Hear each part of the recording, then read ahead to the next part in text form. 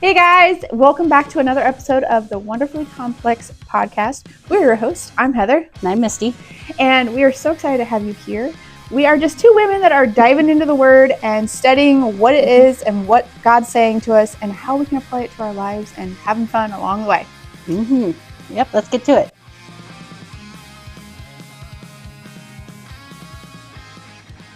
So we're in chapter 13.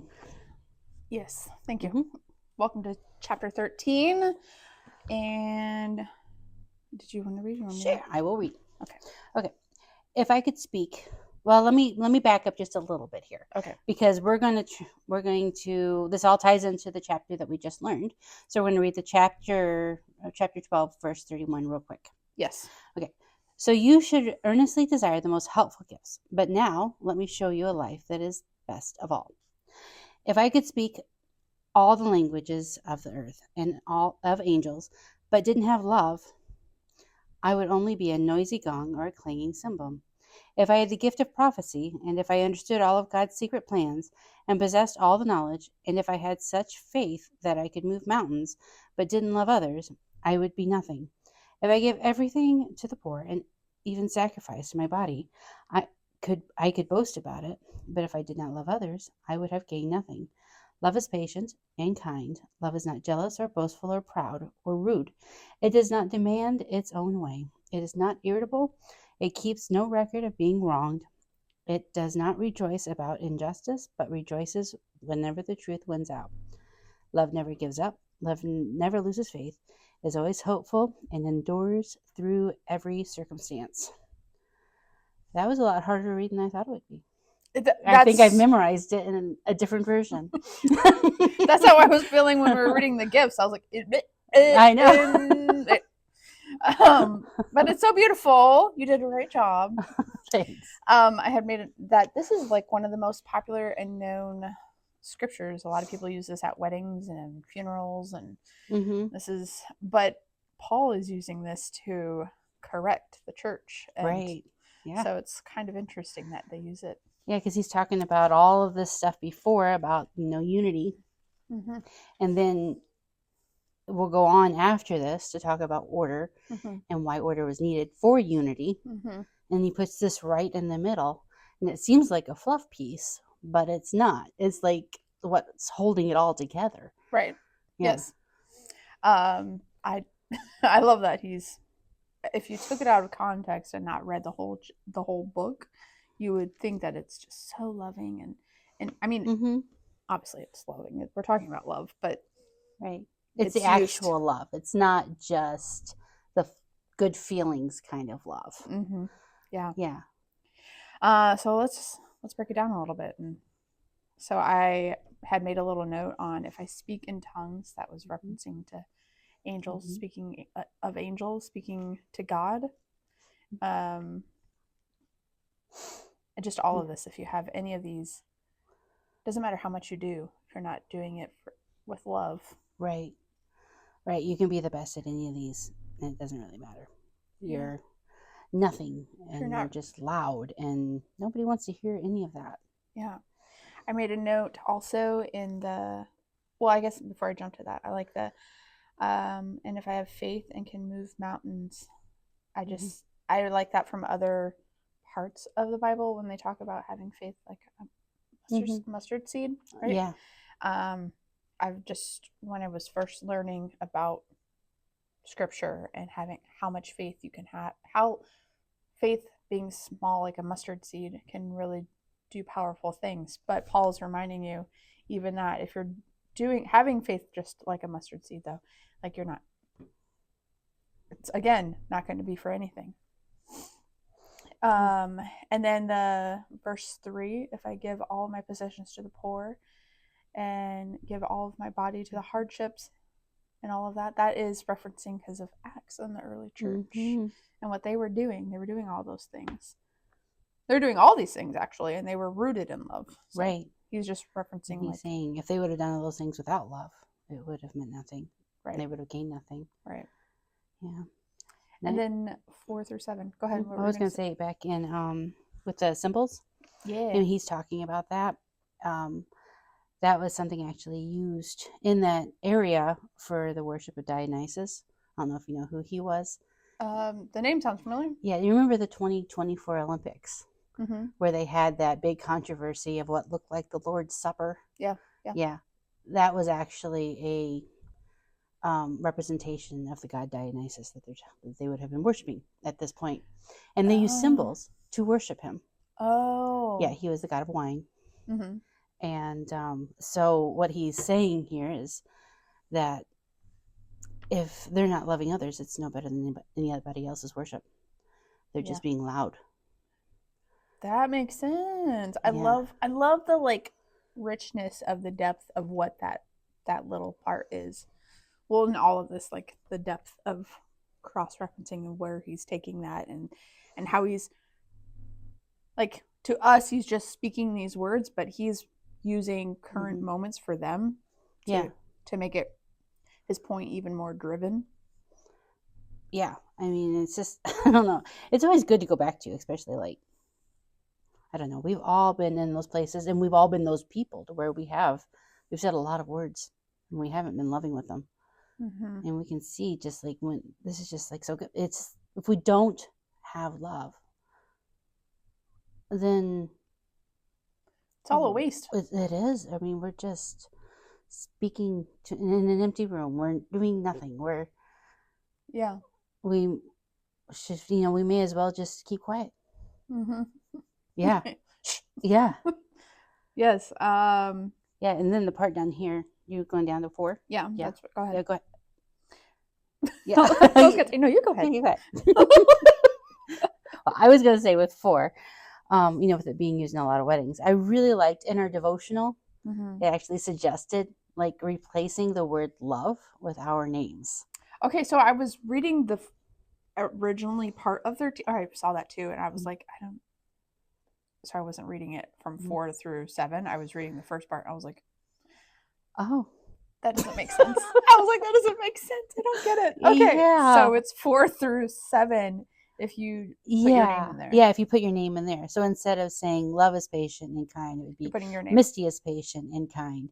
And if you're doing that and you're using that sort of as a mirror, you can see how we fall short. Yeah, this is a very convicting section. Yeah, and you can also see, like, when he's saying all of these things with everything he's already said in this letter, like, you can see where the Corinthians would have seen how they were falling short also. Yeah, where it was, yes, I was going to point that out because I had underlined, it is dishonor to others. Or let me back up a bit. It does not dishonor others. It is not self-seeking. It is not easily angered.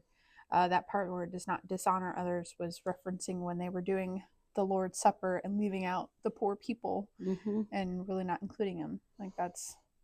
Yeah. They were self-seeking and they were dishonoring half the body by doing that. Right. Yeah. And they were accomplishing nothing, like he says. Yeah. Yeah. Oh, but yeah, this thing with like the love, it's like because you could put God in there too, because God is patient, kind. God is not jealous or boastful or proud.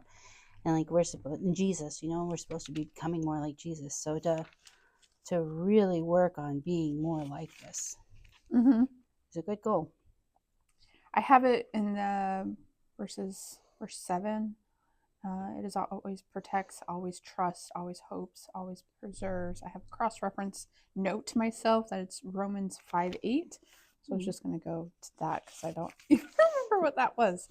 5:8. But God demonstrates his own love for us in this: while we were still sinners, Christ died for us. So the truth is that he died for us. And I'm trying to see what my reference is for that. So he endured through every circumstance for us. It protects. Yeah. Yeah, that's really good. I feel like there's just so much. It's deep. It's really big. It's like you could read this every morning when you wake up and still get a lot out of it, even though there's only a little bit. I mean, the words aren't a lot, but it's really big because it encompasses, like we're talking, like I said earlier, it encompasses all the stuff before this, and it encompasses everything after this. Mm-hmm. It's who God is, it's who we should be. Mm-hmm. There's just so much depth to it, but Mm-hmm. but it's easy to just Skim glance through it. over, yeah, because we've heard it so many times in so many different places. We saw it on like, the plaque on the wall taken out of context, Right. which is nice, but there's so much more meaning to it than Yes. that. I think when you read those things, in my past relationships, I could go into pointing blame and that, well, they weren't patient with me, they weren't kind with me. Mm-hmm. And I think when you start pointing the finger, you need to start looking back and saying, okay, well, where do I need to work on? Right. Again, that's probably somewhere in that section where if you're starting to point, isn't that part where it does not keep, or is that further down? Yeah, it doesn't keep record of wrongs. Yeah. So it's the end of 5. Yeah, end of 5. So I guess when people are starting to point blame to other people, like that's, you got to remember that then. If you're going to keep tallies for other people, really evaluate your own heart, and you really can only work on your own self. And so the more you work on yourself with those that you're around, the more you're going to be Christ-like example to them. Well, that's that's something that I think as a culture we really struggle with right now, because everything is, we want to justify everything, and we it's easier to be the victim of something than to actually be willing to put down our pride and not keep track of the wrongs that our parents or our friends or our spouses have done to us, but to actually be willing to just let go of that and not, us women especially, it's like we don't even try to keep track of it. But then when we get really mad at something, this laundry list of things that person has done to us, these little infringements, just keeps going, and we could just rattle off like dozens of them. It's like, well, you did this, but I'm really mad because of, yeah, right. And but that's where I was going with the, you should not keep the records of wrongs. Yeah, and that's really a big deal. And it's like with us though, it's like we have to be intentional, because if you're not intentional of like letting that go and forgiving them for that, then it's just going to hang around. It's going to be there the next time something else pops up. Yeah. So, and God can help with that. You got to go to prayer in that. I've been in different friendships and relationships where I've kept those tallies of wrongs, and that's only hurting yourself when you're doing that. And so I've had to go to God and say, I really need you to help me work through this, because you can't do it on your own. You can't. No. Well, sometimes you have to say it out loud too. Yeah. Because I've had to do that. It's like, Father, please help me forgive this person. Help me to let this go. I don't even want this to even be a thought in my head anymore. Because, once you get to where you're actually loving the way this says to love, you don't want to meet that person and remember all of the junk that happened in your relationship before that day. Yeah. You want to be able to have, with God, every new day is new. Renewed. He's got the grace every day for us. So we should have that for other people too. Absolutely. Yeah. Absolutely. If God can forgive my sinful heart, then we should definitely be able to do that for other people. Yeah. I think we should also talk about how our culture is really confused on what love is. Yeah. And it says that love does not delight in evil, but rejoices with the truth. And so our culture wants to say, we love everyone. We accept all things. And accepting everything is a twisted love, in that we're not called to accept everything. And that is not actually love. Right. And it does say right here, that it has to speak truth. Love speaks truth. Right. And sometimes that truth is hard to hear, but we have to give that truth to that person, just say it in love. And it's a big deal. I mean, and then, once we've done that, It's not like we rest is have up to to like God. beat it into them until they agree with us. That's not the way it That's works. not our role. That's not our No, job. it's the Spirit's job to convict. But Yeah. we have to continue speaking in love. And sometimes that's not going to be the world's version of what being loving is. Mm-hmm. But if we see somebody and that's doing something that we know in our hearts is harmful to them, Mm-hmm. not saying something is not loving, Mm-hmm. and just letting them continue down that path that's going to hurt them or others. Yes, I have it right here in my notes. We don't naturally have that kind of love in us. The only way to get it is from God, and it is tough because we have to keep coming back to it with more love, even when it is rejected. Yeah. Yeah, but that's what God does to us all the time. yeah, even when we reject Him. Yeah, Yeah. it's like, I still love you. Right. Yeah, and the other thing, it's not that we seem to have in our cultures, like we have this idea of falling out of love. Like that's just, I mean, if that's what you're considering love, it wasn't the root of what love is. Right. It was more of a feeling.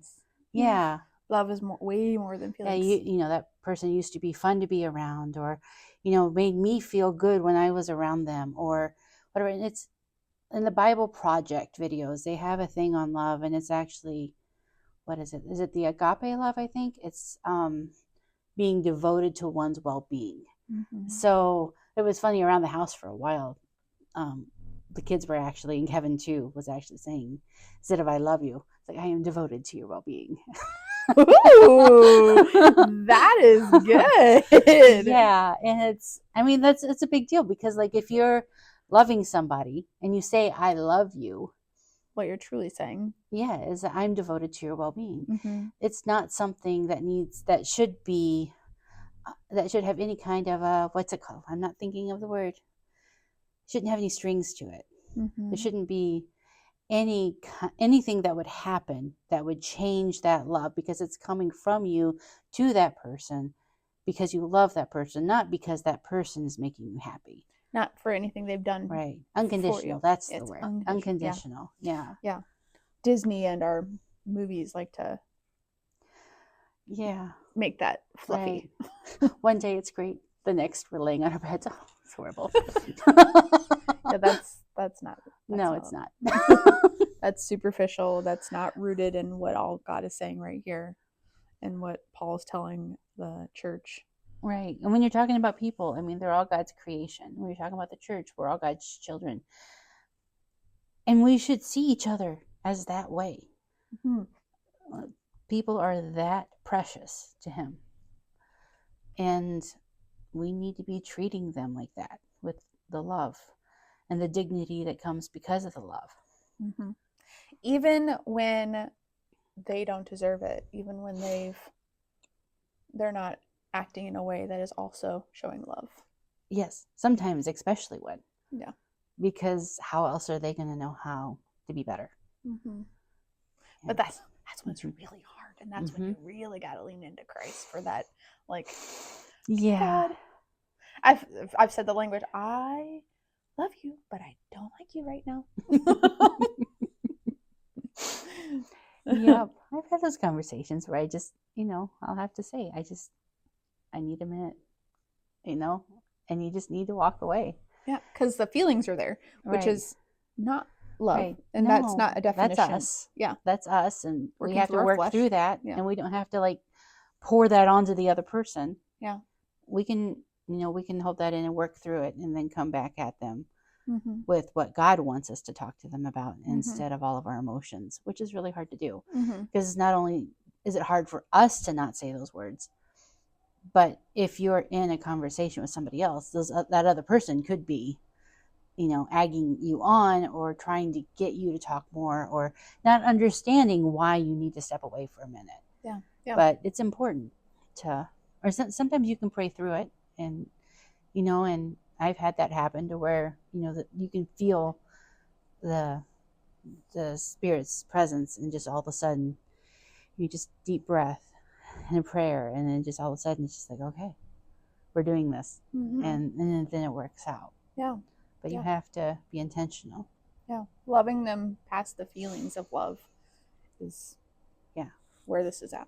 Right. Because the feelings of love would have been what would have been considered the phileo, I think, love, which is where we get like a lot of the innuendo words and stuff. Right. But it's much deeper than that. It is. Yeah. Yeah. All right, let's continue. I know this is really loud every time I set it down. Sorry. All right. Verse 8. Love never fails, but where there are prophecies, they will cease. Where there are tongues, they will be stilled. Where there is knowledge, it will pass away. For we know in part, and we prophesy in part. But when completeness comes, what is part disappears. When I was a child, I talked like a child. I thought like a child. I reasoned like a child. When I became a man, I put the ways of the childhood behind me. For now we see only a reflection as in a mirror. Then we shall see face to face. Now I know in part, then I shall now I know in part, then I shall know fully even as I am fully known. I have so many notes in there, so sorry. That's okay. And now these three remain: faith, hope, love. But the greatest of these is love. Mm-hmm. I had so much underlined in that moment that it was all blurring together for a second. Yes. I was like, what?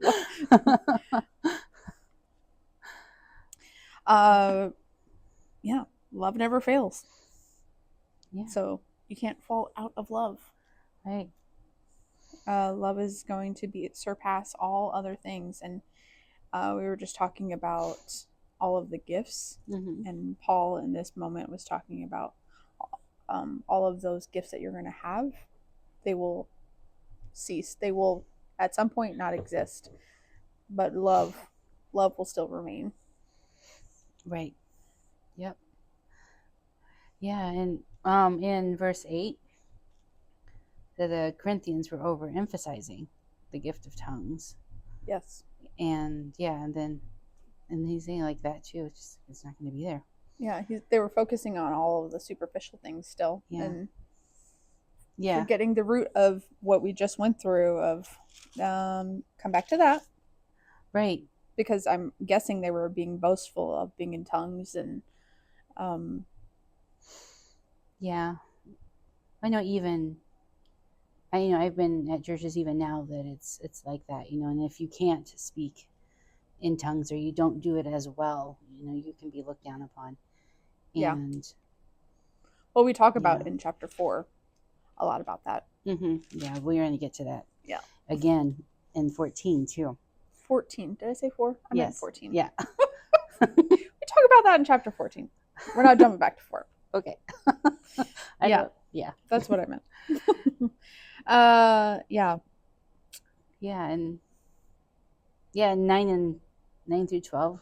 I mean, it's sort of neat to think about all the mysterious things that we don't really fully understand now. Mm-hmm. And even like when he's talking about, now we see it in a mirror, but back then it would have been not an actual mirror, right? Just a polished piece of metal, probably. Yeah. Probably bronze, with most of them. Yeah. I had it underlined, but 10, when completeness comes, just referring to when Jesus comes back. What is in part disappears. So just referring to all these things that you're focusing on, that's all going to disappear. And we'll be fully known. We'll fully know things when Jesus comes back. That sounds really neat to me because I like learning things. Yeah. And so I can't wait. I'm sure, I hope that he has those moments where he just allows you to just sit there and be like, okay, guys, so I have questions. Actually, that makes me think of, because I had already told you, but I just started watching The Chosen. If you haven't watched it yet, 10 out of 10, 1,000 out of 10, recommend you watching it. Very good. But there was, in the beginning episodes, where Jesus was sitting with the children. Mm-hmm. That was so good. And so in this instant, I know we just talked about I'll be childlike, but I imagine we'll be very childlike in coming to him and saying, how children will ask you 1,000 questions. Mm-hmm. They're so curious. And I really hope he makes moments for those, and it's like, Yeah. yes, child, and we'll answer that, and yes, and yes, I'll answer that to you too. Mm-hmm. Which blows my mind how he even has that happen. Like, how does he even sit down with us individually to have those conversations? But that would be also my question. Like, how are you having this conversation with me? I know you're doing all sorts of other things. Like, Right. And you know, and like he's saying, like we can do that in a way now, but it's not as clear. right. It's going to be so nice to just be able to sit down and do that. Mm-hmm. And I don't know, it makes me think of like, you know how like everything that God does, there's like a counterpart to it, something that's like an imposter to all of his things. Okay. And it makes me think of all these new chat bots and the, you know, Chat GPT or Grok or any of those AIs. Mm-hmm. It's like that, I think, is appealing to our wanting to sit down with God Mm-hmm. and have that kind of answered questions. And I don't know, I think we have to be careful with that because sometimes, you know, I've talked to really well-meaning Christians and they'll sit down with an AI asking it questions before they pray. Oh, I didn't realize that's where you're going. Oh, yeah, no. Yeah. No, Yeah. we Yeah. can't use worldly things to get our answers. No, I mean, it's good for, you know, if we wanted to crunch some numbers or figure out some Some stuff for general business. things. Right. Not what the word is going to say. Right. And if it's not in here, then we don't need to know it yet. Right. Or even like to sit down and ask, well, what does this mean? You know, when it comes to the Bible. I mean, it can give you a general synopsis, just like it would be able to with any piece of literature. Mm-hmm. But that's not the wisdom that we're going to get from the Spirit.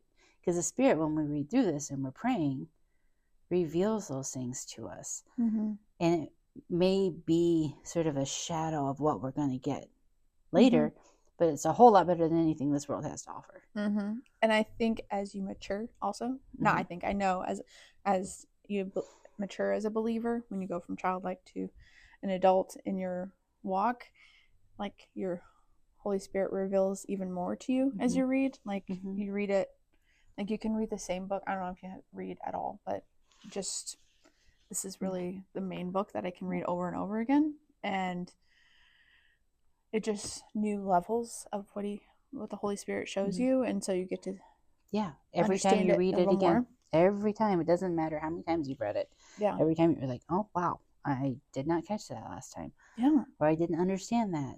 Or it's, you know, you're going through a different life circumstance, or and it just means different and something different. Right. Yes. Yeah. But when God, like in 10, but when completeness comes, so when Jesus comes, they'll be complete. Right. And then he talks about, when I was a child, I talked like a child, I thought like a child, I reasoned like a child. When I became a man, I put all the ways of childhood behind me. So I think it's just referring again to that when he comes back. And then you had already mentioned, for now, when I only see a reflection in the mirror, not a literal mirror, but what they were using then. Bronze, you said? Yeah, probably bronze. We would have had silver too, but more common to have bronze. Yeah. I forget what note I had about that for a reflection, but it was just for now we only see a reflection. So like you just see a general outline, like what you were just talking about, a general idea of things, but then when we see face to face, everything will come clear. Yeah. Especially in their time, if Paul was referencing not an actual mirror, because our mirrors are very clear, but bronze, you don't see it. Yeah, you would have been able to see shapes and the general outline of everything, but you wouldn't have been able to see everything real clearly. Yeah. And that's just going to be so cool. Especially, I don't know. First thing that comes to mind is all like the mythological stuff and all the stuff in the Bible. And like, okay, put these pieces together for me. It's like I sort of have an idea where some of this might fit, but we're not ever going to know until we actually get to sit down and talk to him and figure these things out. That's going to be exciting. It is going to be really exciting. So,